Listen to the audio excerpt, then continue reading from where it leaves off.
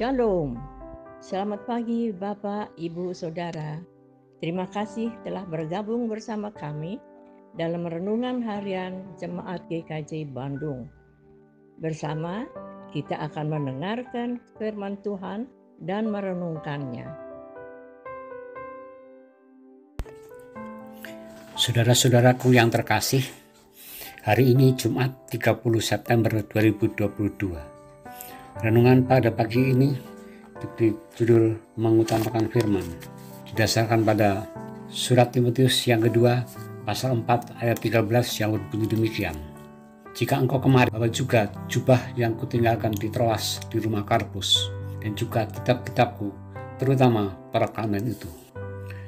Saudara sekalian yang dikasihi dan mengasihi Tuhan Yesus Kristus, ayat tadi merupakan bagian dari surat Rasul Paulus yang ditujukan kepada muridnya Timotius yang akan menjenguknya di penjara. Dan saat itu adalah musim dingin, akan segera tiba. Sehingga tentunya sebentar lagi orang-orang pada kedinginan. Sehingga Rasul Paulus berpesan agar jubahnya yang ditinggalkan di Troas di rumah Karpus jangan lupa dibawa ke penjara waktu Timotius menengok Rasul Paulus. Tetapi di atas itu semuanya dikatakan terutama perekaman itu. Saudara, bila Paulus juga memperhatikan masalah-masalah jasmani selain rohani, maka tentunya kalau saat sekarang Rasul Paulus akan berpesan kepada kita jangan melupakan protokol kesehatan agar virus corona tidak menghampiri kita. Harus rajin memakai masker, mencuci tangan, menjaga jarak dan menjauhi kerumunan.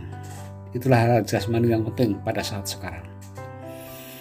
Dan kita tahu bahwa Rasul Paulus adalah mahasiswa teologi kalau saat sekarang ini muridnya Gamaliel. Maka tentunya buku-buku yang Rasul Paulus miliki, buku tentang pastoral, buku tentang diakon, buku tentang dogmatika, dan masalah-masalah lainnya lagi. Mungkin tafsir perjanjian lama dan yang lainnya lagi.